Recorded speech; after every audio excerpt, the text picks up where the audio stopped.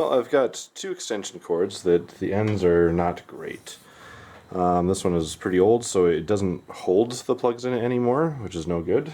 And then I've got another one that actually feeds the table saw that just straight up died for some reason.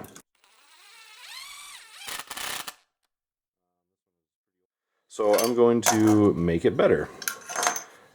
Now, I don't know how much this project would normally cost, because I have a junk pile that I can pull from, which is where I got the box, the gland, the plug, the wire, the morettes, the plug, and the cover plate I bought new because I didn't have any of those on hand. Now, I've made sure that the power is off. Normally, if I was going to just improve this extension cord, I'd leave a little bit of wire on the end so I could use this later, but this is not great, so I'm not going to use it later. I've already installed the gland into the box, which makes it a little bit easier.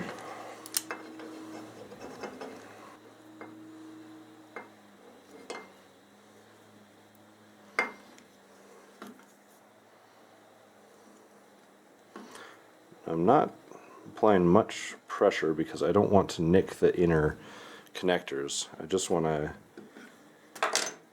break the outer insulation to reveal those wires. I love these automatic wire strippers because they're so quick. So you can see, since it's not bright copper, that there has been some water ingress in here, which is not awesome.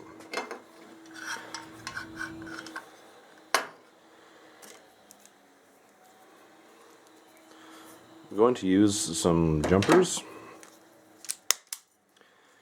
because these are stranded wires, meaning there's a bunch of copper fibers that make up the wire, and you are not supposed to put those into screw terminals because the wires can fray and short out between different things, which is no bueno. So, the quick and easy solution for that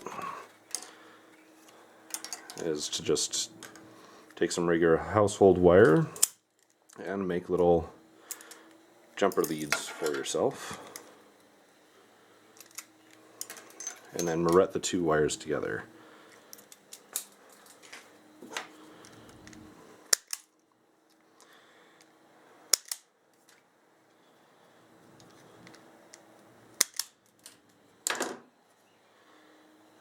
And I'll be right back with my screwdriver. Alright, now I'm back with a proper screwdriver.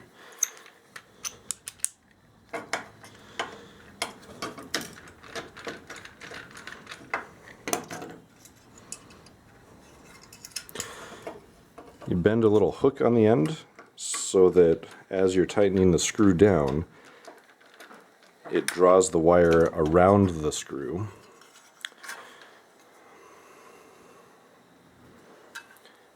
And then it holds it far more securely than just sliding the wire in next to the screw. These are called glands. I'm not really a fan of the name, but they're a cool product. As you tighten this nut down, it has all these little fingers and a rubber gasket that grab onto the cord so it doesn't come out. Well, now I've got the ground in place. I'll wire that up.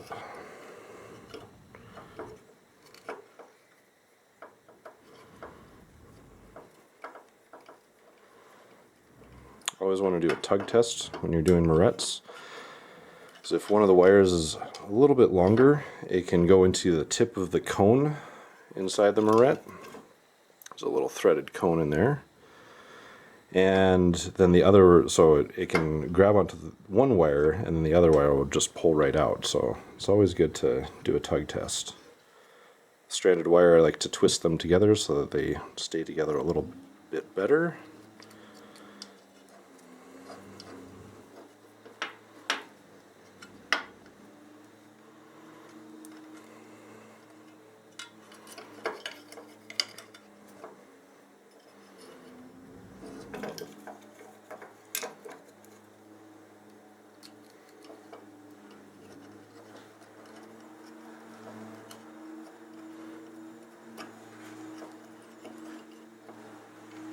actually not a fan of that hook, so I'll just make a new one. Oh, come on, don't make me look bad.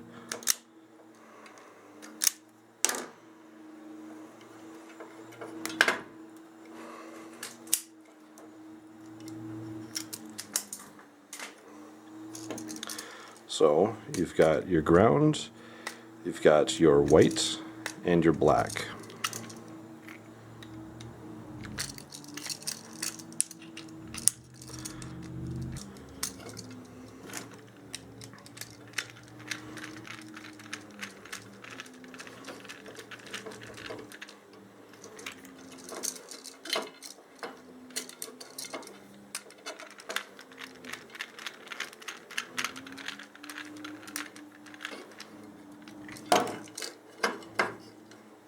Right.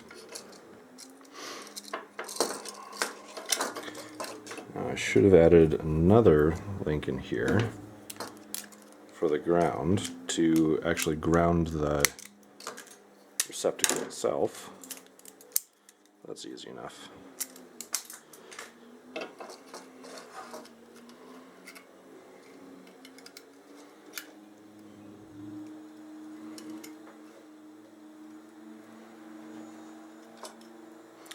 It's also good practice just to, if you have solid wire, to twist them together, that way you don't get a stray. But if you make sure that they're lined up reasonably well before you start the moret, then that works just as good too.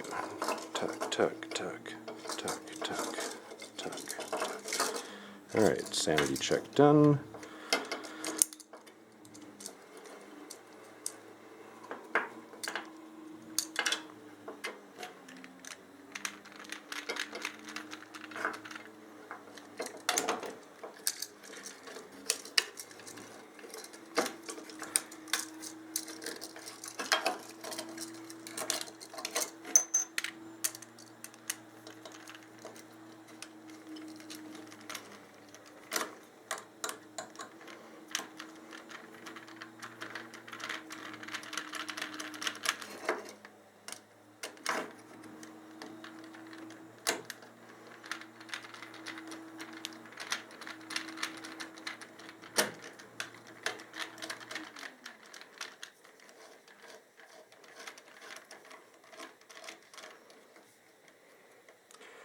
I like to line up the receptacle as best I can in the slot. I just think it looks a little bit nicer.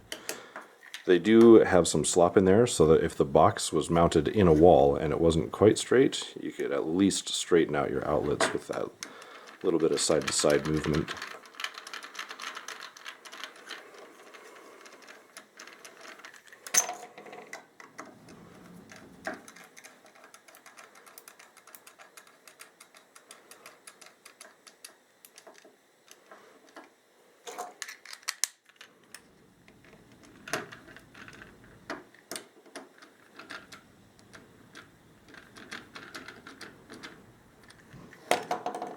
So now I've got this big hole in there, which is not good. But they make these little buttons that just snap in there. So if you have one of these, they're called 1110 boxes, because that's the product code. These knock out rather easily, and sometimes they've already been knocked out, and you're like, ah, shoot. You can just get these little buttons, and you can just pop them right in there. So that is almost done. I just need the cover plate.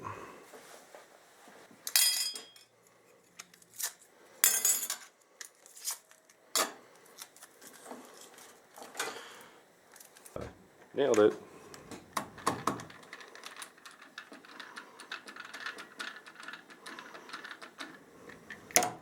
There. Now I have a double gang extension cord box. One final thought on putting a junction box on the end of the extension cord like I've done is now, after the initial purchase of the box, the cover, and the gland, you have a serviceable outlet. So if something were to die, you can easily replace just the outlet part for a couple bucks and be off and running again. Thanks so much for watching the video. God bless.